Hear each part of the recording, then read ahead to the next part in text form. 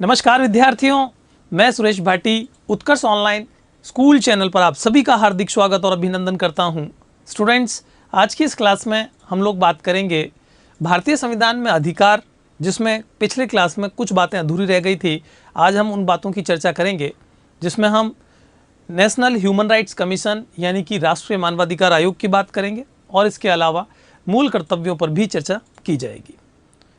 इसके बाद हम एक नया चैप्टर स्टार्ट करने वाले हैं जो कि कार्यपालिका है। हम पिछली क्लास में मौलिक अधिकार और नीति निदेशक तत्वों के बारे में चर्चा कर चुके हैं। हमारे विद्यार्थी क्लास में जुड़ चुके हैं। आप सभी का एक बार पुनः स्वागत, एक बार पुनः अभिनंदन। स्टूडेंट्स, आपकी संख्या और ज़्यादा बढ़नी चाहिए क्योंकि लगभग अभी थर्ड चैप्टर की ओर हम अग्रसर हैं। और मैंने जैसा कि आपको स्टार्टिंग से ही कहा था, आप ज़्यादा से ज़्यादा अपने मित्रों को, अपने परिवार के सदस्यों को जहाँ जहाँ तक आप पहुँचा सकते हैं ज़रूर पहुँचाइए। क्लासेस लाइव आ रही है, यूट्यूब चैनल पर है, कोई शुल्क नहीं है। और अगर आप इन क्लासेस को देखते हैं तो आपको आने वाली परीक्षा में बहुत ज़्यादा लाभ होने वाला है। ये आप मेरे से गारंटी ले सकते हैं कि इन सभी क्लासों को आप पूरी तरह से देख लेते हैं तो आप बहुत अच्छे मार्क्स लेकर के आएंगे। और थोड़ी अच्छी तैयारी करते हैं तो 100 में से 100 या 100 में से 99, 98 नंबर लाना भी बड़ा आसान है। तो अपने सभी दोस्तों को बताइए, ज़्यादा से ज़्यादा ये बात फैलनी चाहिए कि ये क्लासेस अभी चल रही है। तो स्टूडेंट्स, हमने हमारी पिछली क्लास में जो चर्चा की थी वो चर्चा हमारी हुई थी मौलिक अधिकारों पर और हमने साथ ही साथ बात की थी नीति निदेशक तत्वों की। आपने देखा लास्ट में जाते हुए कि नीति निदेशक तत्व और मौलिक अधिकार में अंतर क्या है, डिफरेंस क्या है दोनों में। मौलिक अधिकार नागरिकों को प्रदान किए जाते हैं, राज्य के विरुद्ध होते हैं, जबकि नीति निदेशक तत्व राज्य को प्रदान किए गए हैं नागरिकों के कल्याण के लिए। यानी कि अगर कोई भी राज्य नीति निदेशक तत्वों का पालन करता है तो इससे जन कल्याण होगा। इसी उद्देश्य से नीति निदेशक तत्व प्रारंभ किए गए, नीति निदेशक तत्वों को लिया गया है। मोनिका कुमारी पूछ रही है, सर भूगोल की क्लास नहीं हो रही है। सर भूगोल की क्लास नहीं हो रही है, हाँ आपने ऐसा ही पूछा है। देखिए, वैसे तो सारी क्लासेस चल रही है आपकी हिस्ट्री, पॉलिटिकल और ज्योग्राफी की, लेकिन अगर भूगोल की क्लास नहीं हो रही है तो इसकी जानकारी मुझे नहीं है। हो सकता है किसी विशेष कारण की वजह से नहीं हो रही हो, तो इसकी जानकारी लेकर के आपको ज़रूर इन्फॉर्मेशन दी जाएगी, आपको ज़रूर बताया जाएगा। एक विद्यार्थी और हैं जो कह रहे सर आप बहुत अच्छा पढ़ाते हो, थैंक यू। चलिए, बहुत अच्छी बात है, आप लोगों को समझ में आना चाहिए। हाँ बिल्कुल, तो करें आज की इस क्लास को स्टार्ट। आज हम शुरू करते हैं हमारी क्लास को राष्ट्रीय मानवाधिकार आयोग से। देखिए, राष्ट्रीय मानवाधिकार आयोग, जिसे NHRC कहा जाता है, नेशनल ह्यूमन राइट्स कमीशन कहा जाता है, ये है क्या? ये है मनुष्य के अधिकार सुरक्षित रहने चाहिए। आप सभी जानते हैं अंतर्राष्ट्रीय स्तर पर भी ऐसी बहुत सारी संस्थाएं और संगठन हैं जो मानवाधिकारों के लिए काम कर रही है। एमनेस्टी इंटरनेशनल है जो कि बहुत लंबे समय से पूरे विश्व में जहाँ कहीं भी मनुष्य के अधिकारों का हनन होता है वो हस्तक्षेप करती है और कोशिश करती है कि मनुष्य के अधिकार सुरक्षित रहे। हालांकि दुनिया के बहुत सारे देश ऐसे हैं जहाँ पर अंतर्राष्ट्रीय मानवाधिकार आयोग होते हुए भी मानवाधिकारों का हनन किया जाता है, लेकिन इसका मतलब ये नहीं है कि मानवाधिकार आयोग का कोई महत्व नहीं है। मानवाधिकार आयोग का महत्व इस दृष्टिकोण से जरूर है कि हमारे अधिकार कहीं ना कहीं सुरक्षित रहते हैं। अगर हम भारत की बात करें तो राष्ट्रीय मानवाधिकार आयोग के माध्यम से मनुष्य के अधिकारों को सुरक्षित रखने के लिए मानवाधिकार आयोग की तरफ से समय समय पर पहल की जाती है और बहुत सारे ऐसे काम किए गए हैं जिससे कि हम अपने आप को सुरक्षित महसूस करते हैं कि हम सुरक्षित हैं, हमारे अधिकार सुरक्षित हैं।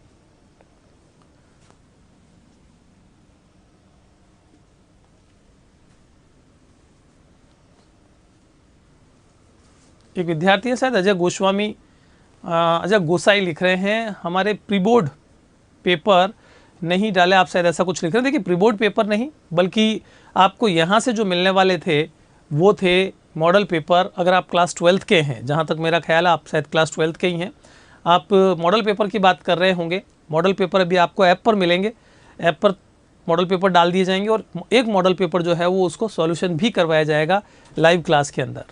चलिए स्टूडेंट्स, तो हम स्टार्ट करते हैं। मानवाधिकार आयोग का गठन, जिसे हम NHRC कहते हैं, एक बहुसदस्यीय निकाय है। बहुसदस्यीय निकाय का मतलब इसमें एक सदस्य नहीं बल्कि एक से अधिक सदस्य होते हैं। इसमें अध्यक्ष सहित कुल कितने सदस्य होते हैं? 7 सदस्य होते हैं, जिसमें एक होता है अध्यक्ष, चेयरपर्सन, अध्यक्ष जिसका मतलब है मुख्य, एक होता है, 6 अन्य होते हैं, कुल 7 होते हैं। अध्यक्ष और सदस्यों की राष्ट्रपति द्वारा प्रधानमंत्री की अध्यक्षता वाली एक उच्च स्तरीय कमेटी के अनुसार चुनाव किया जाता है। कौन? राष्ट्रपति करते हैं। अगर आपसे यह क्वेश्चन पूछा जाए मानवाधिकार आयोग के सदस्यों की नियुक्ति कौन करता है? राष्ट्रपति करता है। लेकिन राष्ट्रपति किसकी सिफारिश पर करता है? प्रधानमंत्री की अध्यक्षता वाली एक उच्च स्तरीय कमेटी गठित की जाती है, वो जो सुझाव देती है उसी के आधार पर राष्ट्रपति मानवाधिकार आयोग के सदस्यों की नियुक्ति करता है। अध्यक्ष व सदस्यों का कार्यकाल कितना होता है? या तो 5 वर्ष और या फिर 70 वर्ष की उम्र, दोनों में फर्क है। देखिएगा, या तो आपकी 70 ईयर्स एज पूरी हो जाए पहले, या फिर आपका 5 वर्ष का कार्यकाल पूरा हो जाए। दोनों में से जो भी पहले पूरा हो वही कार्यकाल माना जाएगा।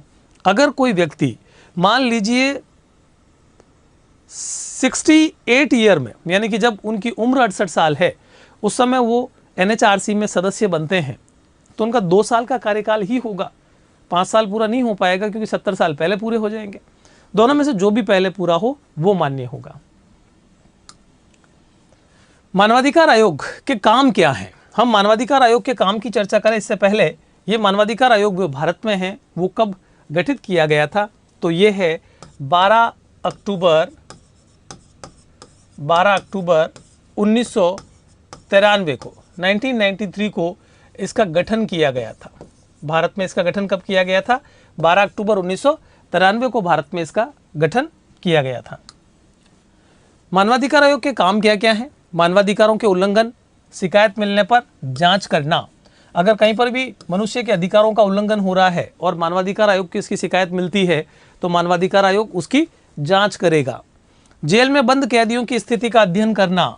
देखिए, जब कोई व्यक्ति जेल में बंद हो जाता है तो उसके साथ क्या हो रहा है, हम जो बाहर बैठे हुए लोग हैं हमें क्या पता चलेगा कि उनके साथ अमानवीय बर्ताव तो नहीं हो रहा है? खाने के लिए जो भोजन मिलना चाहिए उसकी स्थिति कैसी है, अच्छा भोजन है या नहीं है, पौष्टिक भोजन है या नहीं है, उसके रहने के लिए जो व्यवस्था की गई है, कहीं ऐसा तो नहीं है कि बहुत ज़्यादा मच्छर है, बीमारियों से ग्रसित हो सकता है। ये सारी चीज़ों का ध्यान रखना जरूरी है और मानवाधिकार आयोग समय समय पर इसकी जांच करवाता है। वो ये देखने की कोशिश करता है कि कैदियों की स्थिति ठीक है या नहीं है। यहाँ पर एक बात जानना बहुत ज़रूरी है, भारत में राष्ट्रीय मानवाधिकार आयोग के गठन से पूर्व जेल में जो कैदी बंद होते हैं उनकी स्थिति ज़्यादा अच्छी नहीं हुआ करती थी। वो कई प्रकार के अमानवीय व्यवहार को सहन करते थे, क्योंकि जनरली एक भ्रांति थी कि अगर वो जेल में कैदी है तो फिर सुविधा किस बात की देनी, वैसे भी वो अपराध करके ही आया है तो उसके साथ व्यवहार भी एक अपराधी की तरह ही होना चाहिए।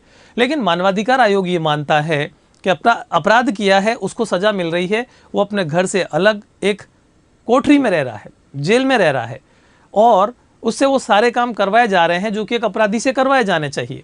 लेकिन साथ ही साथ वो एक मनुष्य भी है, मनुष्य जैसा बर्ताव भी उसके साथ में होना चाहिए, उसे पौष्टिक भोजन भी मिलना चाहिए और आसपास का वातावरण भी उसे एकदम स्वच्छ मिलना चाहिए। इस प्रकार के कार्यों के लिए मानवाधिकार आयोग समय समय पर जांच करवाता है। मानवाधिकारों पर शोध का मतलब होता है रिसर्च करना, ये भी मानवाधिकार आयोग के कार्यों में ही आता है। और रिसर्च में देखा जाता है कि मानवाधिकारों को और ज़्यादा अच्छा कैसे बनाया जा सकता है। हम सभी जानते हैं रिसर्च न केवल मानवाधिकारों पर बल्कि हर क्षेत्र में समय समय पर चलती रहती है। समाजशास्त्र में रिसर्च होती है, सामाजिक संबंधों को लेकर, राजनीति विज्ञान में रिसर्च होती है, राजनीति विज्ञान के मुद्दों को लेकर के, इतिहास में रिसर्च होती है, ऐतिहासिक जो पहलू हैं, ऐतिहासिक जो घटनाएं हैं उन घटनाओं को लेकर के, ज्योग्राफी में भी इसी प्रकार की रिसर्च ज्योग्राफिकल घटनाओं को लेकर के होती है। ठीक इसी तरह से मनुष्य के अधिकार और ज़्यादा बेटर कैसे बन सकते हैं, इस पर भी समय समय पर बड़े बड़े रिसर्च करने वाले रिसर्चर जो होते हैं वो रिसर्च करते हैं। अब आता है मूल कर्तव्य। ये तो हमने राष्ट्रीय मानवाधिकार आयोग की बात की। मूल कर्तव्य क्या है? देखिए, यहाँ पर आप बात करेंगे, मूल कर्तव्य भारत के संविधान में शामिल नहीं थे। सबसे बड़ी चीज़ तो ये आपको ध्यान रखना है, जब हमारा मूल संविधान बनाया गया था उस समय उसमें मूल कर्तव्यों को शामिल नहीं किया गया था। फिर किया गया इसमें 42वां संविधान संशोधन। कौन सा? 42वां संविधान संशोधन किया गया। और ये संशोधन कब हुआ? 1976 में, 1976 में। इसमें मूल कर्तव्यों को संविधान में भाग 4 के अंतर्गत अनुच्छेद 51 में का एक अलग से आर्टिकल जोड़ा गया, जिसे हम सब आर्टिकल कहेंगे। एक अलग से आर्टिकल जोड़ करके मूल कर्तव्यों को शामिल किया गया, जिसे हम 51 क कहते हैं। इन कर्तव्यों की संख्या मूल रूप से कितनी थी? 10, लेकिन 86वां संविधान संशोधन किया गया और इसके माध्यम से आप सभी जानते हैं मूल अधिकारों में आपको बताया गया था, शिक्षा का अधिकार अधिनियम पारित किया गया और तब से इसमें एक कर्तव्य शामिल कर दिया गया और वह है शिक्षा प्राप्त करना। जिस प्रकार से एक विद्यार्थी का अधिकार है, अभिभावकों का और राज्य का यह कर्तव्य है प्रत्येक नागरिक को शिक्षा दी जाए। तो यहाँ आपको एक विशेष ध्यान ये रखना है। 2 हमने संशोधनों की चर्चा की है। एक हमने देखा 42वां संविधान संशोधन, जो कि आपके सामने यहाँ पर दिखाई दे रहा है। एक हमने देखा था 44वां संविधान संशोधन, 44th अमेंडमेंट। 44वां संविधान संशोधन जो किया गया था, उसके माध्यम से संपत्ति रखने के अधिकार को संविधान में मूल अधिकारों की श्रेणी से हटा करके कानूनी अधिकारों में शामिल किया गया था, जबकि 42वें संविधान संशोधन के माध्यम से मूल कर्तव्यों को संविधान में जोड़ा गया है। और इसके लिए कमेटी गठित की गई थी, सरदार स्वर्ण सिंह कमेटी। सरदार स्वर्ण सिंह कमेटी की सिफारिश पर इनको लागू किया गया था। कमेटी की सिफारिश पर शामिल किया गया। एक कमेटी गठित की गई थी। कमेटी ने यह बताया कि ये कर्तव्य होने चाहिए और इन कर्तव्यों को इस कमेटी ने सोवियत संघ का जो संविधान था, उस सोवियत संघ के संविधान से लिया है। इसलिए हम कई बार ऐसा भी देखते हैं कि मूल कर्तव्य किस संविधान से लिए गए हैं, कौन से देश के संविधान से प्रेरित हैं, तो ये सोवियत संघ के संविधान से प्रेरित है। तो ये है मूल कर्तव्य। अब कौन कौन से मूल कर्तव्य हैं, हम उनकी भी चर्चा कर लेते हैं। तो यहाँ पर आप देखेंगे, पहला, भारत के नागरिकों का यह कर्तव्य है कि वह व्यवस्थाओं यानी कि कानून का पालन करे, संविधान के आदर्शों को उचित सम्मान दे। कानून का पालन करना और संविधान में जो आदर्श लिखे गए हैं उनको सम्मान देना, ये हम सभी का कर्तव्य है। हमें इन बातों का ध्यान रखना चाहिए। राष्ट्रीय आंदोलन के दौरान स्थापित किए गए आदर्शों का सम्मान करें। हम जानते हैं कि भारत ने राष्ट्रीय आंदोलन के दौरान बहुत सारे आदर्श स्थापित किए। हमें उन आदर्शों का क्या करना चाहिए? सम्मान करना चाहिए। भारत की संप्रभुता, राष्ट्रीय एकता और अखंडता की रक्षा करना, ये भी हमारा एक कर्तव्य है। हर एक भारतीय का ये कर्तव्य है कि हम हमारे देश की संप्रभुता का सम्मान करें। संप्रभुता का मतलब है, देश 1947 से पहले संप्रभु नहीं था। 1947 में हम जब अंग्रेजों से स्वतंत्र हुए, हम एक संप्रभु राष्ट्र बने। हमारी निर्णय लेने की क्षमता हम में खुद में आई। तब से अब तक हम एक संप्रभु राष्ट्र हैं और हम तब तक संप्रभु रहेंगे जब तक कि भारत का प्रत्येक नागरिक अपने इस कर्तव्य को समझेगा। हमारी ड्यूटी बनती है कि देश की रक्षा के लिए हम हर समय तत्पर रहें। अभी आपने देखा होगा, यूक्रेन और रूस के बीच में युद्ध चल रहा है। यूक्रेन के लोग दिन ब दिन मारे जा रहे हैं। यूक्रेन रूस की अपेक्षा काफ़ी कमज़ोर भी है, लेकिन फिर भी यूक्रेन का एक एक नागरिक युद्ध लड़ रहा है। आपने टीवी न्यूज़ चैनल्स पर भी देखा होगा कि कितने नागरिक ऐसे थे जो अपने परिवार को लेकर के यूक्रेन छोड़कर चले गए थे, लेकिन परिवार को बाहर दूसरे देशों में छोड़कर वापस लौट आए अपने देश की रक्षा के लिए। देश है तो हम हैं, इसलिए संप्रभुता की रक्षा करना, उसकी राष्ट्रीय एकता की रक्षा करना, अखंडता की रक्षा करना, ये हम सबका एक कर्तव्य है, हमारी ये ड्यूटी है। नागरिक देश की रक्षा के लिए हमेशा तैयार रहें। इस हेतु बुलावा आने पर तुरंत अपना योगदान देवें। देखिए, कभी भी ऐसी घटना घटित हो सकती है कि कोई युद्ध हो जाए। ऐसी स्थिति में हमें अपने देश की रक्षा के लिए तैयार रहना चाहिए। किसी भी वक्त हमें बॉर्डर पर बुलावा आ सकता है हमारा। हमें हथियारों का प्रशिक्षण देकर के और युद्ध भूमि में खड़ा किया जा सकता है। आप जानते हैं, अभी यूक्रेन का फिर एग्जाम्पल लिया जा सकता है क्योंकि बहुत करंट एग्जाम्पल है। यूक्रेन में सेना तो लड़ी रही है, लेकिन आम नागरिकों को भी प्रशिक्षित किया जा रहा है और उन्हें युद्ध भूमि में भेजा जा रहा है, क्योंकि सेना कब तक, आखिरकार उनकी भी एक लिमिट है। सेना के बाद आम नागरिकों का ही ये कर्तव्य बनता है कि वो भी इस देश के नागरिक हैं और देश की रक्षा के लिए तैयार रहें। तो यहाँ आप देख सकते हैं देश की रक्षा के लिए तैयार रहें। हाँ, एक विद्यार्थी ने लिखा 86वां संविधान संशोधन अमेंडमेंट जो हुआ था 2002 में हुआ था, बिल्कुल सही कह रहे हैं आप, जिसके माध्यम से शिक्षा का अधिकार अधिनियम पारित किया गया था। अखंडता क्या है आप ये जानना चाहते हैं। अखंडता का मतलब है देश खंडित ना हो, देश एक ही रहना चाहिए। क्योंकि आपने देखा होगा कि भारत में कई बार ऐसा हुआ है जब इस देश को तोड़ने की कोशिश की गई। आपने देखा होगा कश्मीर को भारत से अलग करने के लिए पाकिस्तान लगातार कोशिश करता रहा है। एक समय तो ऐसा भी आया जब पंजाब को भी भारत से अलग करने की कोशिश पाकिस्तान के द्वारा की गई। जब पंजाब में खालिस्तान मूवमेंट चला था, खालिस्तान आंदोलन चला था, बाद में ऑपरेशन ब्लू स्टार के माध्यम से प्रधानमंत्री इंदिरा गांधी ने इस आंदोलन को दबाया था।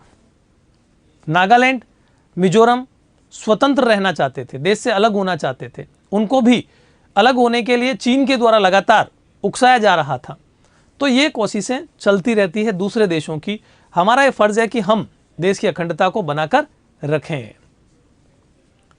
चलिए आगे बात करते हैं हम। भारत में क्षेत्रीय, भाषाई व धार्मिक भिन्नताएं विद्यमान हैं। रण सिंह राठौड़, शायद आप जानना चाह रहे हैं न्यायिक पुनरावलोकन का उल्लेख किस अनुच्छेद में है। अभी हम न्यायपालिका जब पढ़ेंगे तो वहाँ पर ये सब कुछ बातें आएगी, आपको वहाँ पर बहुत स्पष्ट कर दिया जाएगा। हाँ, हम बात कर रहे थे क्षेत्रीय, भाषाई व धार्मिक विभिन्नताएं विद्यमान है भारत में। भारत भिन्नताओं वाला देश है। इन अलग अलग समुदायों के बीच भाईचारा स्थापित करना ये हमारे देश का नहीं बल्कि हमारा भी कर्तव्य है। हम ऐसा कोई माहौल क्रिएट ना करें जिससे कि धर्म के नाम पर, जाति के नाम पर, क्षेत्रीयतावाद के नाम पर देश के अंदर किसी भी प्रकार का कोई संघर्ष उत्पन्न हो। शांति बनी रहे, ये हमारा कर्तव्य है, हमारा फर्ज है। देश की साझी या मिलीजुली संस्कृति को संरक्षण प्रदान करना। भारत में जो संस्कृति है वो एक साझी संस्कृति है, एक मिलीजुली संस्कृति है। यहाँ पर आप सभी जानते हैं सदियों से अलग अलग देशों से लोग आकर के बसे हैं और एक साझी मिलीजुली संस्कृति का निर्माण यहाँ पर हुआ है। इस मिलीजुली संस्कृति की रक्षा करना हमारा कर्तव्य है। अगर कोई संस्कृति को नुकसान पहुंचाना चाहे हमें उसका विरोध करना चाहिए। पर्यावरण को दूषित होने से बचाना ये भी हमारा फर्ज है। लोग इस फर्ज को समझते ही नहीं है, इस कर्तव्य को समझते ही नहीं है। अगर आप इस देश के नागरिक हैं, आपका ये कर्तव्य है कि ये पर्यावरण जिसमें हम जीवित हैं, जिसमें हम सांस ले रहे हैं, जो हमारे जीने के लिए और आने वाली पीढ़ियों के लिए जरूरी है, हम उसी को प्रदूषित करते वक्त सोचते नहीं हैं। पेड़ों की अंधाधुंध कटाई करना,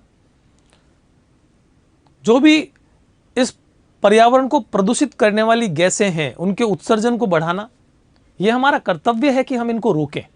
दूसरा भी कोई करता है तो हम उसे भी ये सजेशन देवें कि आप पर्यावरण को प्रदूषित करने से संबंधित जो भी घटनाएं हैं उनको रोकने की कोशिश करें।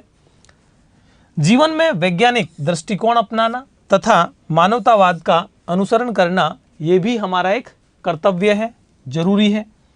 सार्वजनिक संपत्ति की रक्षा करना तथा हिंसक कार्यों से दूर रहना, व्यक्तिगत और सामूहिक सभी कार्यों में श्रेष्ठता सिद्ध करना, देश का नाम रोशन करना। इसके अलावा यह है वो 11वां जो कि बाद में जोड़ा गया, कब 86वें संविधान संशोधन के माध्यम से प्रारंभिक शिक्षा प्रदान करना अभिभावकों व राज्य का कर्तव्य है। भारत के प्रत्येक बच्चे को प्रारंभिक शिक्षा प्राप्त होनी चाहिए। मूलभूत शिक्षा तो कम से कम हर किसी को मिलनी ही चाहिए। एलिमेंट्री एजुकेशन तो हर किसी को मिलनी ही चाहिए। आगे जाकर के वह अपनी क्षमता के आधार पर अपनी पढ़ाई को लगातार कंटिन्यूस कर सकता है। लेकिन बहुत सारे लोग ऐसे हैं जो कि गरीबी की वजह से, जो कि नासमझी की वजह से शिक्षा से वंचित रह जाते हैं। उनको शिक्षा से जोड़ना ये राज्य का कर्तव्य और अभिभावकों का कर्तव्य है। अब हम आगे बढ़ते हैं और हमारा नया चैप्टर है। आज हम इस चैप्टर को भी स्टार्ट करने जा रहे हैं। चैप्टर का नाम है कार्यपालिका। देखिए, जब हम कार्यपालिका की बात करते हैं तो हमारा ध्यान सबसे पहले आता है किस पर? सरकार पर। देश का शासन कौन चलाता है? सरकार चलाती है। सरकार एक ऐसा शब्द है जिसको लेकर के सामान्य भाषा में यही माना जाता है कि कार्यपालिका ही सरकार है। जैसे वर्तमान समय में आपसे पूछे भारत में किसकी सरकार है, आप क्या कहेंगे? नरेंद्र मोदी सरकार है, एनडीए गवर्नमेंट है।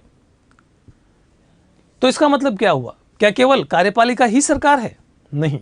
राजनीति विज्ञान की भाषा में सरकार 3 अंगों से मिलकर के बनती है, और वो जो 3 अंग है वो 3 अंग हैं व्यवस्थापिका, कार्यपालिका और न्यायपालिका।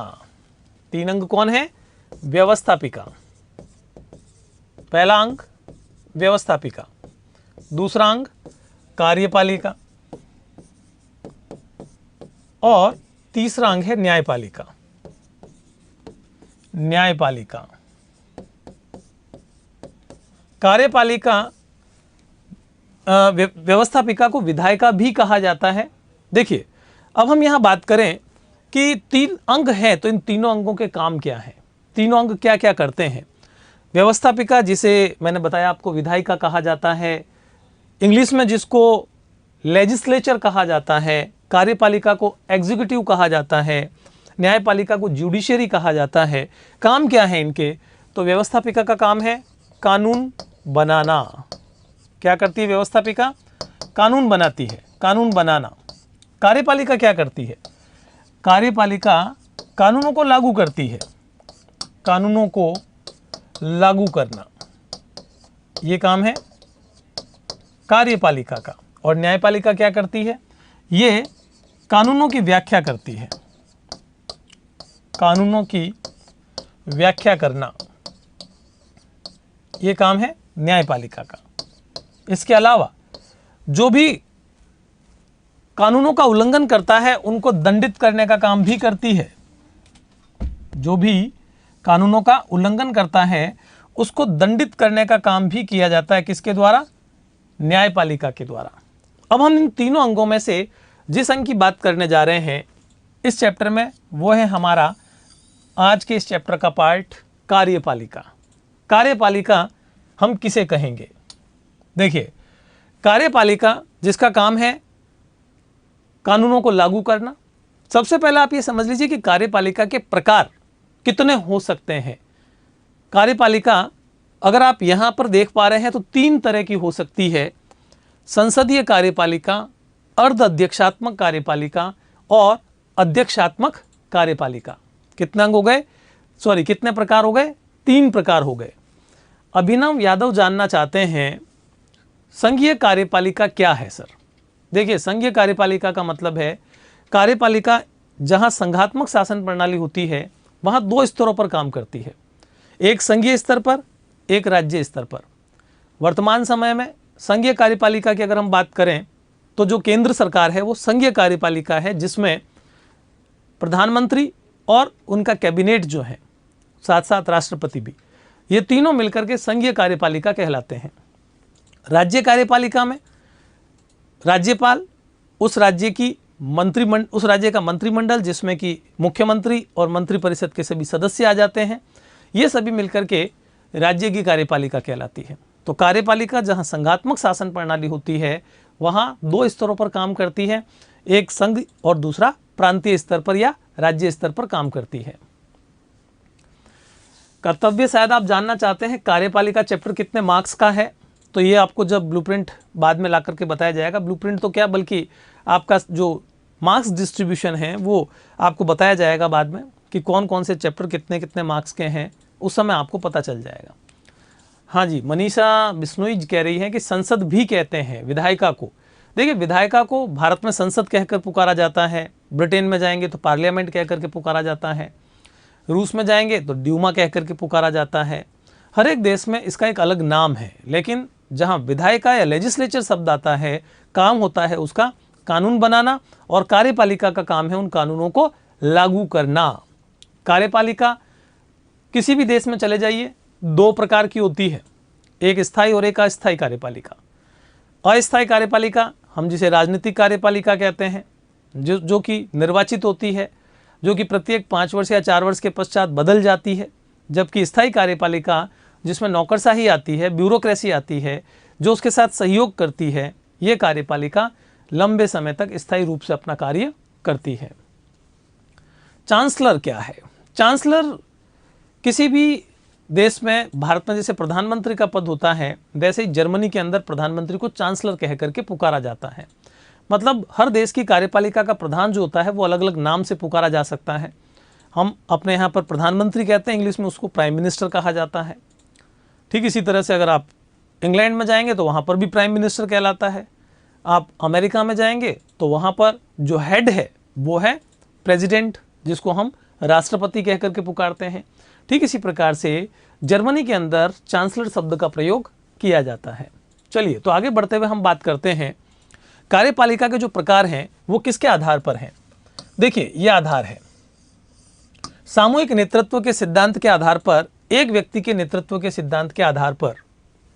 अगर हम सामूहिक नेतृत्व के सिद्धांत के आधार पर बात करें तो आप देखेंगे इस कार्यपालिका को हम संसदीय कार्यपालिका कहकर के बात पुकारते हैं।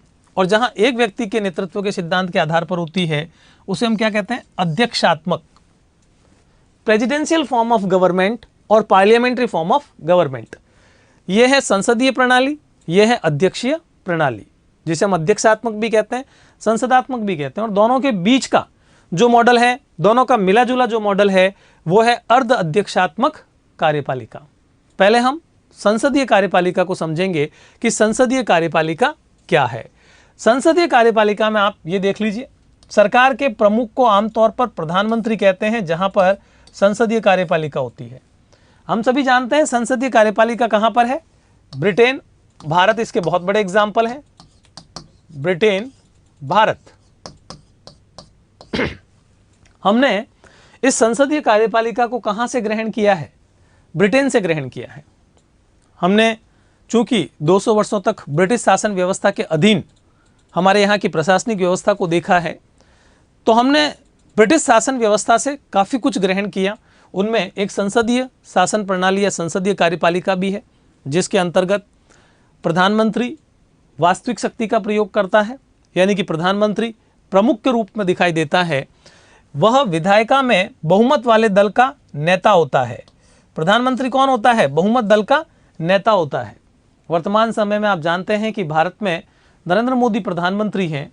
नरेंद्र मोदी एनडीए जो कि बहुमत दल है, एक गठबंधन है वो, और उसका नेतृत्व नरेंद्र मोदी के हाथ में है। तो प्रधानमंत्री कौन है, नरेंद्र मोदी है। अगर हम यही केंद्र की जगह पर राज्य में बात करें तो राज्य में यही भूमिका मुख्यमंत्री निभाता है। अभी अभी यूपी में इलेक्शन हुए हैं, पंजाब में इलेक्शन हुए हैं, गोवा मणिपुर में इलेक्शन हुए हैं। इन इलेक्शंस में आपने देखा होगा, बाकी सभी को हम एक तरफ रख करके यूपी इलेक्शन की बात कर लेते हैं, कि वहाँ पर भारतीय जनता पार्टी और उनके साथ कुछ और जो पॉलिटिकल पार्टीज़ थी, उन्होंने बहुमत हासिल किया है और बहुमत दल के नेता हैं योगी आदित्यनाथ। इसलिए अब मुख्यमंत्री का पद किसको मिलेगा, योगी आदित्यनाथ को। इसी प्रकार से दूसरे राज्यों में भी जो बहुमत दल होगा उसके नेता को मुख्यमंत्री बनाया जाएगा। तो यहाँ आप देख पा रहे हैं कि सामूहिक नेतृत्व के सिद्धांत के आधार पर अगर हम बात करें तो संसदीय शासन प्रणाली या संसदीय कार्यपालिका काम करती है। प्रधानमंत्री मुख्य भूमिका निभाता है, बहुमत दल का नेता होता है, वह विधायिका के प्रति जवाबदेही होता है। कौन, प्राइम मिनिस्टर। प्रधानमंत्री जो होता है वो विधायिका यानी कि संसद के प्रति जवाबदेही है। जो भी कार्यपालिका काम करेगी उसको संसद में उसका जवाब देना पड़ेगा। देश का प्रमुख इनमें से कोई भी हो सकता है। अब देखिए अर्ध अध्यक्षात्मक शासन प्रणाली की बात करें तो अर्ध अध्यक्षात्मक शासन प्रणाली क्या है। यहां एक बात और, हमने देखा सरकार का प्रमुख, सरकार और देश दो अलग अलग शब्द है, या राज्य दो अलग अलग शब्द है। राज्य का प्रमुख कोई भी हो सकता है, देश का प्रमुख कोई भी हो सकता है। ब्रिटेन में देश का प्रमुख कौन है, सम्राट है। भारत में देश का प्रमुख कौन है, राष्ट्रपति है। लेकिन शासन का प्रमुख, सरकार का प्रमुख ब्रिटेन में है प्रधानमंत्री और भारत में भी है प्रधानमंत्री। तो ये संसदीय प्रणाली है। फिर हम बात करते हैं अध्यक्षात्मक की, फिर हम आएंगे अर्ध अध्यक्षात्मक पर। अध्यक्षात्मक शासन प्रणाली का बहुत बढ़िया एग्जाम्पल है USA, United states of America, जिसे हम संयुक्त राज्य अमेरिका कहते हैं। वहाँ पर आप जानते हैं कि शक्ति किसके द्वारा काम में ली जाती है, राष्ट्रपति के द्वारा, प्रेसिडेंट के द्वारा। सारे डिसीजंस कौन लेता है, प्रेसिडेंट। पावरफुल कौन है, प्रेसिडेंट। प्रधानमंत्री का पद होता ही नहीं है जहाँ पर अध्यक्षात्मक शासन प्रणाली को अपनाया जाता है। आपने कभी यूएसए के प्राइम मिनिस्टर के बारे में नहीं सुना होगा, लेकिन यूएसए के प्रेसिडेंट के बारे में आज आप रोजाना टीवी चैनल्स खोल करके देखेंगे तो सीधा नाम आपको वहाँ पर दिखाई देगा, जो बाइडेन ने ये डिसीजन लिया, जो बाइडेन ने ये डिसीजन लिया। इसका मतलब वहाँ सारी शक्तियों का प्रयोग कौन कर रहा है, राष्ट्रपति कर रहा है। तो राष्ट्रपति देश का प्रमुख होता है, वही सरकार का भी प्रमुख होता है, क्योंकि प्रधानमंत्री का पद ही नहीं है, इसलिए देश और सरकार दोनों का प्रमुख कौन है? प्रेसिडेंट या राष्ट्रपति। राष्ट्रपति का चुनाव आमतौर पर प्रत्यक्ष मतदान से होता है। हमारे यहाँ पर राष्ट्रपति अप्रत्यक्ष रूप से चुने जाते हैं। राष्ट्रपति का पद हमारे यहाँ राज्य का प्रमुख है, शासन का प्रमुख नहीं है, और यही कारण है कि हमारे यहाँ पर राष्ट्रपति को अप्रत्यक्ष रूप से निर्वाचित किया जाता है, जबकि यहाँ देखिए कि देश का प्रमुख और सरकार का प्रमुख एक ही पद है, राष्ट्रपति। वही वास्तविक शक्तियों का प्रयोग भी करता है, इसलिए उसे चुनने का अधिकार भी डायरेक्ट जनता को दिया गया है, प्रत्यक्ष रूप से निर्वाचित किया जाता है। वह विधायिका के प्रति जवाबदेही नहीं होता, ये बहुत विशेष बात है, इस बात को आपको समझना चाहिए। जहां संसदीय कार्यपालिका होती है वहां पर कार्यपालिका संसद के प्रति जवाबदेही होती है। अकाउंटेबिलिटी कार्यपालिका की वहां की संसद के प्रति या विधायिका के प्रति होती है। अगर वो अपने काम में सफल नहीं हो तो विधायिका यानी कि संसद को यह अधिकार है कि उसको समय से पूर्व भी भंग कर सकती है, यानी कि अविश्वास प्रस्ताव लाकर समय से पहले भी उस कार्यपालिका को गिराया जा सकता है। कार्यपालिका जो भी कार्य करती है उनसे प्रश्न पूछे जाते हैं उनके कामों को लेकर के। यह है संसदीय प्रणाली में। लेकिन अध्यक्ष प्रणाली में ऐसा नहीं है। अध्यक्ष प्रणाली में वहां के प्रेसिडेंट जो भी डिसीजन लेते हैं वो डिसीजन उनके अपने डिसीजन होते हैं। उनके डिसीजंस के लिए उनको वहां की संसद में कोई जवाब नहीं देना पड़ता। वहां की संसद को हम कांग्रेस कह करके पुकारते हैं। अमेरिका में संसद क्या कहलाती है? कांग्रेस, जिसके दो सदन हैं, एक है सीनेट और एक है हाउस ऑफ रिप्रेजेंटेटिव्स। जैसे भारत में लोकसभा और राज्यसभा दो सदन है, ब्रिटेन में हाउस ऑफ लॉर्ड्स और हाउस ऑफ कॉमन्स दो सदन है, अमेरिका में वहाँ की संसद कांग्रेस कहलाती है, उसके दो सदन है, एक है सीनेट जो कि अपर हाउस है और एक है लोअर हाउस जो कि हाउस ऑफ रिप्रेजेंटेटिव्स कहलाता है। तो यहाँ पर आप देख पा रहे हैं कि राष्ट्रपति यानी कि प्रेसिडेंट जिम्मेदार नहीं है, उत्तरदायी नहीं है वहाँ की संसद यानी कि वहाँ की कांग्रेस में जवाब देने के लिए। अब आ जाइए, बीच में आप जो देख पा रहे हैं वो है अर्ध अध्यक्षात्मक शासन प्रणाली। लैटिन अमेरिका क्या है, ये एक विद्यार्थी ने पूछा है। देखिए, अमेरिका पूरा एक महाद्वीप है। उस अमेरिकी महाद्वीप में उत्तरी अमेरिका और दक्षिणी अमेरिका दो अलग अलग महाद्वीप हैं। उत्तरी अमेरिका में यूएसए और बाकी दूसरे देश हैं जिसमें कनाडा भी आता है। लैटिन अमेरिका जिसे लातिनी अमेरिका कहते हैं वो दक्षिणी अमेरिकी देश है जो कि बहुत ही गरीब देश हैं, जो कि अर्थव्यवस्था से बहुत कमज़ोर है। 1940 के दशक में जब भारत और एशिया और अफ्रीका के देश स्वतंत्र होना शुरू हुए थे उपनिवेशवाद से, उसी समय लातिनी अमेरिका के देश भी स्वतंत्र होने लगे थे क्योंकि वो भी उपनिवेशवाद का शिकार थे। तो अफ्रीकी, एशियाई और लातिनी अमेरिकी देशों की स्थिति एक ही जैसी है, विकासशील है, गरीब है। 1940 के दशक में इन तीनों ही जगहों पर स्वतंत्रताओं का एक दौर शुरू हुआ था और यही कारण है कि उपनिवेशवाद का शिकार होकर लंबे समय तक गुलामी की बेड़ियों में रहकर ये देश आर्थिक दृष्टिकोण से बहुत पीछे रह गए थे। चलिए, तो यहाँ पर अब हम आते हैं अर्ध अध्यक्षात्मक प्रणाली पर, जिसमें आप देखेंगे राष्ट्रपति देश का प्रमुख होता है, लेकिन वहाँ पर प्रधानमंत्री का पद भी होता है। प्रधानमंत्री सरकार का प्रमुख होता है। अर्ध अध्यक्षीय प्रणाली के अंतर्गत देश का प्रधान कौन है? राष्ट्रपति। सरकार का प्रधान कौन है? प्रधानमंत्री। प्रधानमंत्री और उसका मंत्रिपरिषद विधायिका के प्रति जवाबदेही होती है। यहाँ एक विशेष बात यह है कि अर्ध अध्यक्षात्मक वो क्यों है? क्योंकि दोनों का मिला जुला रूप इसमें ग्रहण किया गया है। आप इसमें फ्रांस, श्रीलंका और रूस को शामिल कर सकते हैं। ये वो देश हैं जहाँ पर इस प्रणाली को आप देख सकते हैं, फ्रांस, रूस, श्रीलंका। यहाँ पर अर्ध अध्यक्षात्मक शासन प्रणाली पाई जाती है और इस चैप्टर के लास्ट में जाते हुए हम श्रीलंका की अर्ध अध्यक्षात्मक शासन प्रणाली पर भी चर्चा करेंगे। अर्ध अध्यक्षात्मक शासन प्रणाली दोनों का मिला जुला रूप है, जैसे कि राष्ट्रपति का पद और प्रधानमंत्री का पद दोनों ही हैं, लेकिन वास्तव में शक्तियों का प्रयोग राष्ट्रपति करता है। प्रधानमंत्री उसके एक सहायक के रूप में भूमिका निभाता है।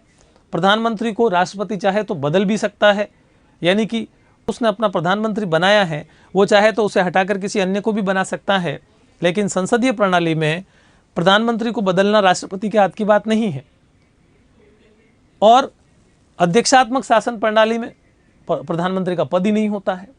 तो आपने ये 3 प्रकार की यहाँ पर कार्यपालिका को जानने की कोशिश की है। अब हम यहाँ से आगे बढ़ते हुए भारत की संसदीय कार्यपालिका पर बात करेंगे। भारत में कौन सी कार्यपालिका है? संसदीय कार्यपालिका है। तो संसदीय कार्यपालिका किसे कहते हैं, भारत की संसदीय कार्यपालिका की क्या विशेषताएं हैं, यहाँ से हम अब स्टार्ट करने जा रहे हैं। लेकिन एक छोटा सा ड्रिंक्स ब्रेक लेकर के वापस लौटता हूँ, फिर हम इसको स्टार्ट करते हैं।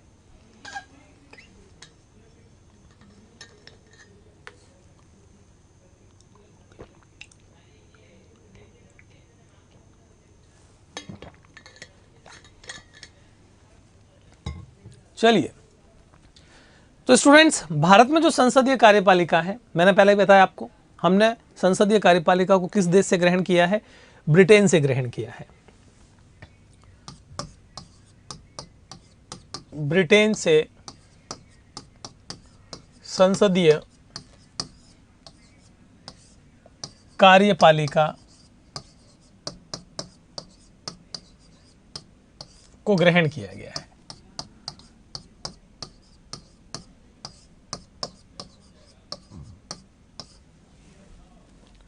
अब संसदीय कार्यपालिका क्या है, आप इसको समझने की कोशिश करेंगे। तो इसमें देखिए, कुछ विशेषताएं होती है संसदीय प्रणाली की। पहली विशेषता है, कार्यपालिका के 2 प्रधान होते हैं। कार्यपालिका के 2 प्रधान,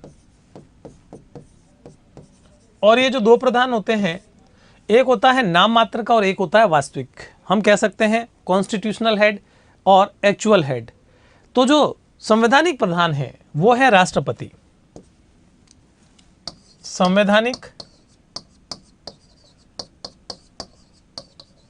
दूसरे शब्दों में नाम मात्र,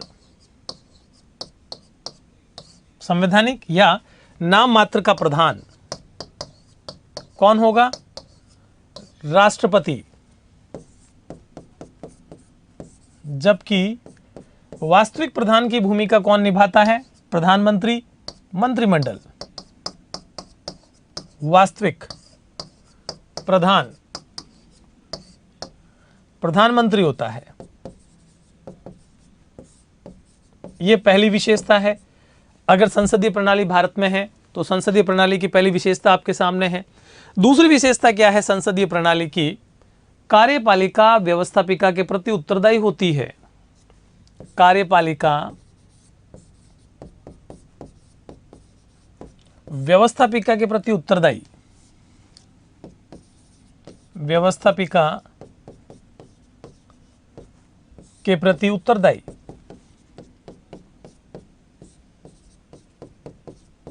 ये दूसरी विशेषता है संसदीय प्रणाली की। और संसदीय प्रणाली की तीसरी विशेषता है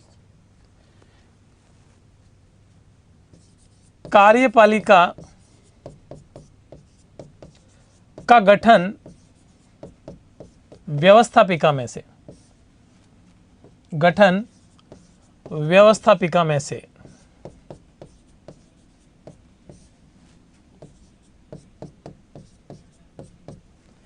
तो यहां एक चीज तो बहुत क्लियर हो जाती है कि जब हम कार्यपालिका की बात कर रहे हैं तो कार्यपालिका क्या है? कार्यपालिका राष्ट्रपति भी है, प्रधानमंत्री भी है और पूरा मंत्रिमंडल, ये सब मिलकर कार्यपालिका बनते हैं। दूसरी बात, भारत की संसदीय कार्यपालिका में ब्रिटिश संसदीय कार्यपालिका से जो हमने विशेषताएं ग्रहण की हैं, तो कौन कौन सी विशेषताएं हैं? कार्यपालिका के 2 प्रधान, संवैधानिक या नाम मात्र का। हमारे यहाँ पर जो नाम मात्र का प्रधान है वो राष्ट्रपति है। ब्रिटेन के अंदर सम्राट ये काम करते हैं।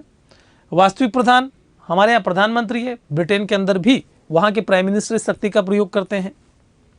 कार्यपालिका व्यवस्थापिका के प्रति उत्तरदायी, यानी कि हमारे यहाँ की जो कार्यपालिका है, प्रधानमंत्री और मंत्रिमंडल ये जो भी काम करते हैं संसद में इनको जवाब देना होता है।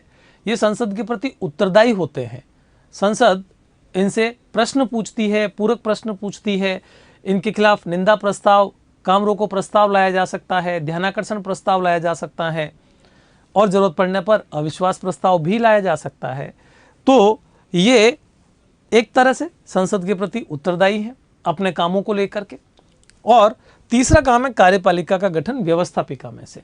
तीसरी विशेषता, कार्यपालिका यानी कि प्रधानमंत्री और जो मंत्रिमंडल है वो कहाँ से आता है? संसद में से ही तो आता है। अगर आपने देखा हो, चुनाव कभी प्रधानमंत्री का नहीं होता है या मंत्रिमंडल का चुनाव नहीं होता है। हमने नरेंद्र मोदी को प्रधानमंत्री के रूप में नहीं चुना, हमने राजनाथ सिंह को रक्षा मंत्री के रूप में नहीं चुना, हमने निर्मला सीतारमण को वित्त मंत्री के रूप में नहीं चुना, बल्कि ये सब तो अलग अलग लोकसभा क्षेत्रों से निर्वाचित होकर के आते हैं। बहुमत दल में से जो भी नेता होता है उसे प्रधानमंत्री बनाया जाता है और प्रधानमंत्री अपनी टीम चुनता है कि मेरी टीम में कौन कौन मंत्रिमंडल में सदस्य होंगे या मंत्रिपरिषद के सदस्य कौन कौन होंगे। तो यहाँ आप ये चीज़ समझ सकते हैं कि ये जो मंत्रिमंडल बन रहा है वो कहाँ से आ रहा है? उसी पार्लियामेंट में से आ रहा है, यानी कि वो लोकसभा या राज्यसभा के मेंबर्स होते हैं, गठन वहीं से होता है उनका। ये तीनों विशेषताएं जहां होती है उसे हम कहते हैं संसदीय कार्य प्रणाली।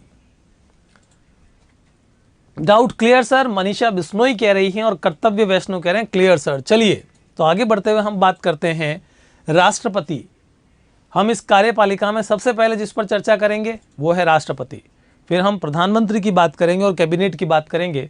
जब हम राष्ट्रपति की बात करते हैं तो आप देखें सबसे पहले राष्ट्रपति पद के लिए कोई भी व्यक्ति कौन खड़ा हो सकता है, क्या योग्यता होनी चाहिए जो राष्ट्रपति बन सकता है। प्रधानमंत्री अपनी मंत्रिपरिषद चुनता है, बिल्कुल प्रधानमंत्री ही अपनी मंत्रिपरिषद का गठन करता है। कौन कौन उसकी मंत्रिपरिषद में सदस्य होंगे ये प्रधानमंत्री के द्वारा तय किया जाता है। राष्ट्रपति उस पर अपनी स्वीकृति प्रदान करता है, अर्थात साइन करने का काम करता है।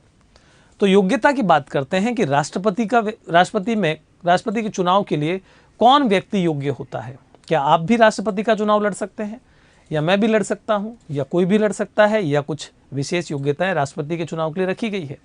पहली योग्यता क्या है? योग्यताओं में अगर हम पहली योग्यता की बात करें, पहली योग्यता की अगर हम बात करें तो वह भारत का नागरिक होना चाहिए। क्या होना चाहिए? वह भारत का नागरिक हो, वह भारत का नागरिक हो। दूसरी योग्यता क्या है? दूसरी योग्यता है वह लोकसभा का सदस्य निर्वाचित होने की योग्यता रखता हो, वह लोकसभा का सदस्य बनने की, लोकसभा का सदस्य बनने की योग्यता रखता हो, योग्यता रखता हो। और तीसरी योग्यता क्या है? तीसरी योग्यता है वह किसी सदन का सदस्य नहीं हो, सदस्य नहीं हो। देखिए आप यहां पर एक चीज को समझ लीजिए कि राष्ट्रपति पद के लिए आप जो योग्यताएं देख रहे हैं वो सारी योग्यताएं वही होनी चाहिए जो लोकसभा का मेंबर बनने के लिए योग्यताएं चाहिए होती है। वह भारत का नागरिक हो, लोकसभा के सदस्य के लिए भी यही चाहिए होता है। वह लोकसभा का सदस्य बनने की योग्यता रखता हो, तो लोकसभा के सदस्य के लिए आप सभी जानते हैं कि उसकी योग्यताएं क्या क्या है। इसके अलावा वह किसी सदन का सदस्य नहीं हो, यानी कि ना तो वो लोकसभा और राज्यसभा का सदस्य हो, ना ही किसी राज्य में विधानसभा या विधान परिषद का सदस्य हो। ये सारी योग्यताएं उसके लिए चाहिए। और विशेष बात यह है कि उसकी उम्र जो है वो कितनी होनी चाहिए? न्यूनतम उम्र, न्यूनतम उम्र 35 वर्ष, 35 ईयर्स। 35 वर्ष से ऊपर उसकी उम्र कितनी भी हो सकती है, लेकिन 35 वर्ष से कम उम्र नहीं होनी चाहिए। अभिषेक पूछ रहे हैं सर सदन का मतलब क्या होता है? सदन का मतलब है लोकसभा एक सदन है, राज्यसभा एक सदन है, राज्यों में विधानसभा और विधान परिषद सदन कहलाते हैं, उनको हम सदन कहते हैं, इंग्लिश में इनको हाउस कहा जाता है। तो यहां आपको समझ में आ गया राष्ट्रपति की योग्यताओं को लेकर के। वह भारत का नागरिक होना चाहिए, लोकसभा का सदस्य बनने की योग्यताएं होनी चाहिए, किसी सदन का सदस्य नहीं होना चाहिए, उसकी उम्र न्यूनतम 35 वर्ष होनी चाहिए। ये राष्ट्रपति के लिए प्रमुख योग्यताएं हैं। अब बात आती है राष्ट्रपति का निर्वाचन किस प्रकार से किया जाता है। राष्ट्रपति का निर्वाचन करने के लिए आप सबसे पहले समझ लीजिए हम भाग नहीं लेते हैं, डायरेक्ट हमारा कोई इन्वॉल्वमेंट नहीं है। तो राष्ट्रपति का चुनाव कैसे होगा? अप्रत्यक्ष रूप से। सबसे पहली चीज, राष्ट्रपति का चुनाव अप्रत्यक्ष होता है। अप्रत्यक्ष चुनाव, जब अप्रत्यक्ष चुनाव होगा तो कौन चुनाव करेगा? एक निर्वाचक मंडल। कौन चुनाव करता है? निर्वाचक मंडल। यह निर्वाचक मंडल किन किन से मिलकर के बनता है? तो इसमें आते हैं लोकसभा या आप कह लीजिए संसद के निर्वाचित सदस्य, संसद के निर्वाचित सदस्य, निर्वाचित सदस्य। दूसरा, राज्यों की विधानसभाओं के निर्वाचित सदस्य, राज्यों व केंद्र शासित प्रदेशों, राज्यों व केंद्र शासित प्रदेशों की विधानसभाओं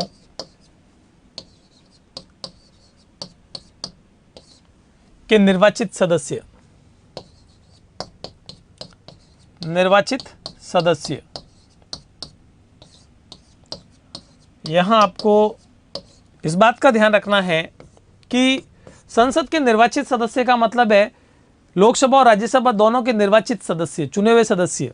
यहां जो मनोनीत सदस्य होते हैं वो भाग नहीं लेते हैं, क्योंकि आप जानते हैं लोकसभा में 2 आंग्ल भारतीय समुदाय से मनोनीत सदस्य होते हैं, राज्यसभा में 12 सदस्य कला, साहित्य, विज्ञान, समाज सेवा क्षेत्रों से मनोनीत होते हैं, जिनको हम नॉमिनेटेड मेंबर्स कहते हैं।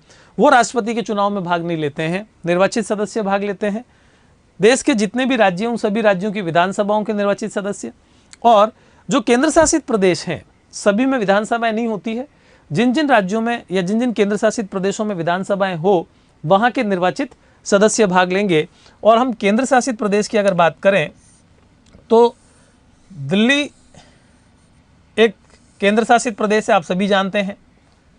दिल्ली एक केंद्र शासित प्रदेश है, और केंद्र शासित प्रदेश होते हुए वहाँ की क्या है? विधानसभा भी है। अभी अभी आपको पता है कि आम आदमी पार्टी जो कि पंजाब के अंदर बहुत अच्छी परफॉर्मेंस कर रही है या की है, वो आम आदमी पार्टी दिल्ली से संबंधित है।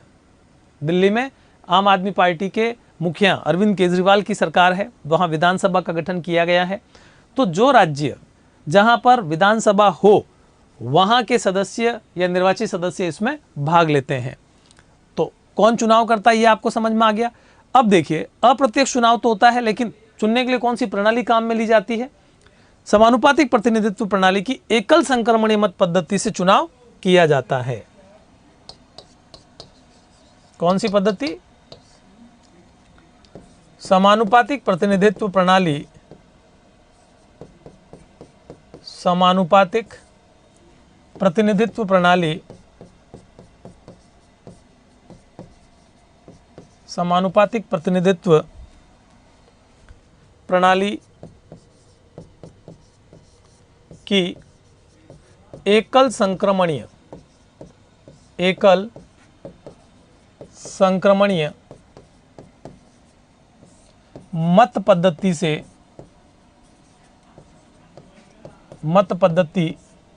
से चुनाव होता है। समानुपातिक प्रतिनिधित्व प्रणाली की जो एकल संक्रमणीय मत पद्धति है, इसका मतलब यह है कि राष्ट्रपति का चुनाव जब होगा तो जो भी व्यक्ति राष्ट्रपति का चुनाव जीतेगा उसके लिए आनुपातिक आधार पर वोट प्राप्त करने जरूरी है। इसमें लोकसभा और राज्यसभा के जो मेंबर्स होते हैं और केंद्र राज्यों के जो विधानसभाओं के मेंबर्स होते हैं, इनका अलग अलग मत मूल्य निकाला जाता है। उसके पश्चात एक राष्ट्रपति का चुनाव जो होता है उसके लिए मत कोटा पार करना जरूरी होता है। मत कोटे के लिए कुल वैध मतों की संख्या में निर्वाचित होने वाले उम्मीदवार के साथ एक जोड़कर उसका भाग लगा दिया जाता है। हम सभी जानते हैं कि भारत में अगर चुनाव हो तो कैसे मत कोटा निकाला जाएगा राष्ट्रपति के चुनाव के लिए। समझ लीजिए, आप मत कोटा निकालना है तो इसके लिए क्या तरीका रहेगा? वैध मतों की संख्या, वैध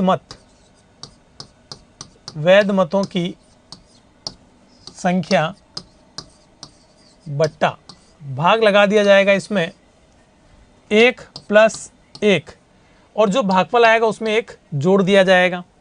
अब हम मान लेते हैं यहाँ पर, माना वैध मतों की संख्या कितनी है, 100 है। भाग कितने का लगेगा, 1 + 1 का। फिर जो भी भागफल आएगा उसमें क्या हो जाएगा, 1 जुड़ जाएगा। 100 में 2 का भाग लगाया 50 आया और 50 में 1 जुड़ा 51 आया। ये 51 किस बात का संकेत देता है कि राष्ट्रपति का चुनाव जीतने के लिए एक व्यक्ति को आधे से अधिक वोट तो मिलने ही चाहिए, तब वो राष्ट्रपति बन पाएंगे। जबकि हम देखते हैं कि लोकसभा के और विधानसभा के चुनाव में FPTP प्रणाली काम में लेते हैं, फर्स्ट पास द पोस्ट प्रणाली, जिसमें जो सबसे ज़्यादा वोट लाता है वो जीत जाता है। वो चाहे भले 20% हो, चाहे 10% हो, चाहे 12% हो, कोई फर्क नहीं पड़ता। यहाँ कम से कम आपको 50% प्लस लाने ही पड़ेंगे, तभी आप राष्ट्रपति बन सकते हैं और इसी के लिए मत कोटा निकाला जाता है। एकल संक्रमणीय मत पद्धति, हाँ शिवानी आप कुछ पूछना चाह रही है, बताइए फटाफट अपना क्वेश्चन रिपीट कीजिए, क्योंकि मेरा काफ़ी देर से ध्यान जो है वो आपके चैट पर नहीं था, अभी जस्ट गया ध्यान। आपने लिखा है कि सर आप मेरे प्रश्न का उत्तर नहीं दे रहे हैं, तो आप अपना क्वेश्चन रिपीट कीजिए, बिल्कुल हम उत्तर देंगे। तब तक मैं कर्तव्य ने क्वेश्चन पूछा है उसका उत्तर देता हूँ। एकल संक्रमणीय मत पद्धति के बारे में जानना चाहते हैं वो, देखिए यह हम विस्तार पूर्वक एकल संक्रमणीय मत पद्धति की बात नहीं करेंगे, लेकिन शॉर्ट में आपको बताया जा सकता है। एकल संक्रमणीय मत पद्धति का मतलब है इंग्लिश में single transferable vote system. Single transferable vote system में जितने उम्मीदवार है उतने ही वोट देने का अधिकार होता है आपको। 4 उम्मीदवार को आप 4 वोट दे सकते हैं, सबको प्रायोरिटी के आधार पर, यानी कि ABCD 4 उम्मीदवार है, आपने पहली प्राथमिकता A को दी, फिर आपने B को, फिर C को और फिर D को दी। आपके चारों वोटों का मूल्य है, कोई भी वोट बेकार नहीं है। प्रथम मतगणना के अंदर सभी के प्राथमिक वरीयता वाले वोटों की गिनती होती है। उस गिनती में अगर किसी ने 51% मत हासिल कर लिए हैं, मतलब उसको इस सूत्र के अनुसार आधे से अधिक वोट मिल गए हैं, वो निर्वाचित माना जाएगा।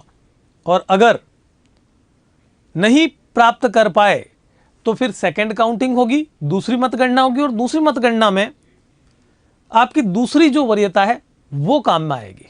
आपने सेकंड प्रायोरिटी किसको दी है।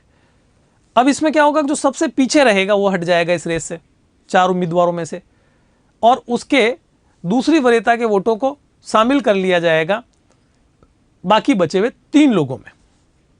बाकी बचे हुए 3 लोगों में शामिल जब किया जाएगा और वापस काउंटिंग की जाएगी तो पता चलेगा कि अब जो रिजल्ट आया है वो किसी न किसी एक व्यक्ति को इतने मत दिलवा देगा जिससे कि वो राष्ट्रपति बन सके, और जरूरत पड़ने पर तीसरे गिनती में भी जा सकते हैं।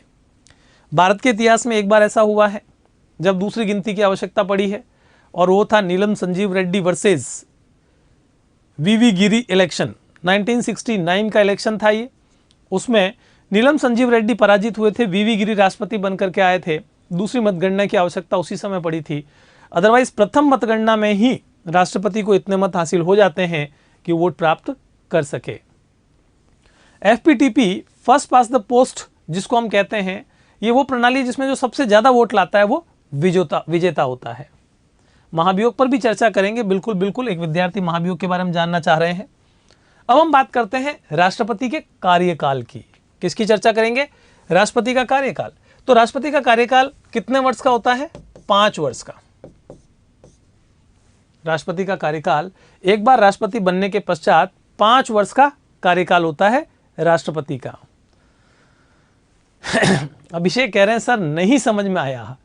देखिए मैंने आपको पहले ही कहा था कि हम अभी इस चैप्टर के अंदर एकल संक्रमणीय मत प्रणाली के बारे में ज़्यादा चर्चा नहीं कर सकते, क्योंकि एक लंबी सी प्रणाली है। मैंने शॉर्ट में ही आपको बताने की कोशिश की है, और मेरा जहाँ तक ख्याल है आसानी से बताया, समझ में आना भी चाहिए था आपको, लेकिन नहीं आया तो मैं एक बार रिपीट कर देता हूँ। बहुत धीमी गति से रिपीट करूँगा, समझना है आपको। देखिए एकल संक्रमणीय मत पद्धति की हम जो बात कर रहे हैं, इसमें प्रत्येक वोटर को जितने उम्मीदवार खड़े हुए हैं उतने ही वोट डालने का अधिकार होता है। वोटर्स आम जनता नहीं होती है, वोट देने वाले लोकसभा राज्यसभा के निर्वाचित सदस्य और सभी राज्य व केंद्र शासित प्रदेशों की विधानसभाओं के निर्वाचित सदस्य होते हैं। Is that clear. उसके बाद हम अगर बात करें तो जो वो वोट देते हैं उन सभी वोटों का मूल्य है। वोटों के मूल्य का मतलब क्या है कि आपने 4 व्यक्ति 4 उम्मीदवार खड़े हुए हैं, आपने सभी को वोट दिए हैं, ए बी सी डी सबको वोट दिए हैं।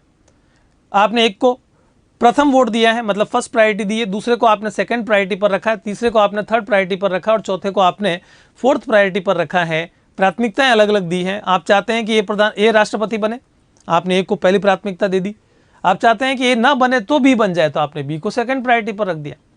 फिर लगा कि सी भी ना बने, बी भी ना बने तो सी को थर्ड प्रायोरिटी पर रखा, और फिर लगा सी नहीं तो डी तो बनना ही चाहिए, उसको आपने फोर्थ प्रायोरिटी पर रख दिया। तो इस तरह से आपने प्रायोरिटीज दे दी, प्राथमिकताएं दे दी। अब मतगणना शुरू हो गई। मतगणना में पता चला कि पहली मतगणना के अंदर किसी भी व्यक्ति को इतने वोट जो चाहिए थे 51% वो नहीं मिल पाए। तो ऐसी स्थिति में क्या होगा, दूसरी मतगणना होगी। दूसरी मतगणना में जो सबसे पीछे है उसको इस रेस से हटा देंगे, वो हट गया। अब उसकी सेकंड प्रायोरिटी, क्योंकि फर्स्ट प्रायोरिटी तो खुद की थी, दूसरी प्रायोरिटी किन किन को मिली हुई है, अगर ए को मिली हुई है तो वोट ए में ट्रांसफर हो जाएंगे, बी को मिली हुई है तो बी में ट्रांसफर हो जाएंगे, सी को मिली हुई है तो सी में ट्रांसफर हो जाएंगे। जिसको मिली हुई है उसमें वो ट्रांसफर हो जाएंगे। ट्रांसफर होने के बाद में मतगणना दोबारा हो जाएगी। दोबारा मतगणना में अब खुद की पहली प्रायोरिटी वाले वोट प्लस दूसरी प्रायोरिटी वाले वोट शामिल हो जाएंगे, तो वो जुड़ करके अब रिजल्ट हो जाएगा। तो उसमें तो कम से कम ऐसा लगता है कि 51 का जो आंकड़ा है वो पार हो ही जाएगा। और इतिहास, भारतीय राजनीतिक इतिहास में एक ही बार ऐसा हुआ है, ये आपको मैंने अभी अभी बता ही दिया है। अब आपको ये समझ में आ जाना चाहिए। लोकेश कह रहे हैं सर अप्रत्यक्ष का मतलब क्या है? प्रत्यक्ष का मतलब जिसमें जनता भाग ले, और अप्रत्यक्ष जिसका मतलब जनता के प्रतिनिधि भाग ले, जनता डायरेक्ट भाग ना ले, उसे अप्रत्यक्ष कहा जाता है। तो यहां कार्यकाल की बात कर रहे हैं हम लोग। कार्यकाल राष्ट्रपति का कितना होता है? 5 वर्ष का कार्यकाल होता है। समय से पूर्व राष्ट्रपति अपना त्यागपत्र दे सकता है। समय से पूर्व राष्ट्रपति अपना त्यागपत्र दे सकता है। राष्ट्रपति अपना त्यागपत्र दे सकता है, दे सकता है।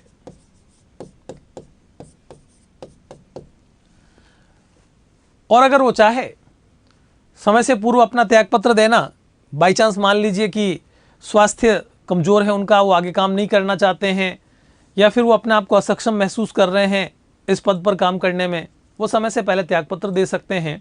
और समय से पूर्व उनको हटाया भी जा सकता है।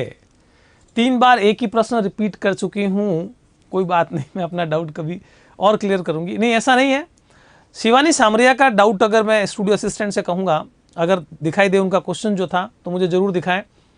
मेरी नज़र में वो क्वेश्चन अभी तक भी नहीं आया, इसलिए मैं आपका जवाब नहीं दे पाया हूँ। अगर वो क्वेश्चन रिपीट हो जाता है तो मैं आपका उत्तर दे पाऊँगा। मैंने आपको कहा भी था अपना क्वेश्चन रिपीट कीजिए, बट आपका क्वेश्चन नहीं हुआ था रिपीट। फिर भी देखो कोशिश कर रहे हैं हमारे असिस्टेंट, और अगर आ गया वो क्वेश्चन तो ज़रूर दिया जाएगा। चलिए उत्तर प्रश्न आपका सामने है। सर मान लीजिए कि कोई व्यक्ति भारत का मूल निवासी नहीं है, लेकिन वह व्यक्ति भारत की नागरिकता प्राप्त कर ले, तो क्या वह व्यक्ति राष्ट्रपति के चुनाव में भाग ले सकता है? ये आपका प्रश्न था।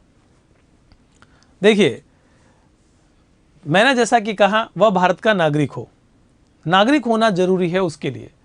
जैसा कि आप जानते हैं कि विदेश में अगर कोई व्यक्ति रहा है और वो भारत में आ जाता है, भारत में आकर के भारत की नागरिकता ले लेता है, तो क्या वो राष्ट्रपति पद पर आ सकता है? ऐसा हमारे साथ हुआ भी है कि कोई विदेशी है, उसने नागरिकता यहाँ पर ग्रहण की है, लेकिन वो उस पद पर है देश का, चाहे वो प्रमुख पद है या अन्य किसी भी प्रकार का पद है। अभी वर्तमान समय में यूएसएसआर तो नहीं कहेंगे, हम रूस कहेंगे, क्योंकि अब यूएसएसआर नहीं रहा है। रूस में भी व्लादिमीर पुतिन जो वहाँ के राष्ट्रपति हैं, उनके मंत्रिमंडल में एक भारतीय मूल के व्यक्ति भी हैं जो कि मंत्रिमंडल में काफ़ी महत्वपूर्ण पद पर हैं। अभी अमेरिका के अंदर जो है, अगर आप अमेरिका की बात नहीं करेंगे, हम ब्रिटेन की बात करते हैं। ब्रिटेन में वहाँ की जो मंत्रिमंडल है, उस मंत्रिमंडल में भारतीय मूल के व्यक्ति जो हैं, वो हो सकता है कि अगर ब्रिटिश प्रधानमंत्री का पद बदलता है तो वो प्रधानमंत्री बन सकते हैं वहाँ पर। तो ये सारी बातें हैं, मतलब नागरिक होना चाहिए, मूल रूप से वो वहाँ का है या नहीं उससे कोई फर्क नहीं पड़ता है। चलिए, तो कार्यकाल आपने देखा 5 वर्ष का। समय से पूर्व राष्ट्रपति अपना त्यागपत्र दे सकता है, ये आपको बताया, लेकिन समय से पूर्व राष्ट्रपति को हटाया भी जा सकता है। समय से पूर्व राष्ट्रपति को राष्ट्रपति को हटाया जा सकता है, हटाया जा सकता है। कैसे? और वही है महाभियोग, जिसकी अभी एक विद्यार्थी बात कर रहे थे। महाभियोग प्रस्ताव के माध्यम से। और महाभियोग प्रस्ताव का उल्लेख कहाँ किया गया है? अनुच्छेद 61 में। आर्टिकल 61 में महाभियोग की प्रक्रिया का उल्लेख किया गया है कि किस प्रकार से आप महाभियोग के माध्यम से किसी को उसके पद से हटा सकते हैं। तो कैसे हटाया जा सकता है, इसकी चर्चा तो हम आज की क्लास में नहीं कर पाएंगे क्योंकि समय अब समाप्त हो रहा है।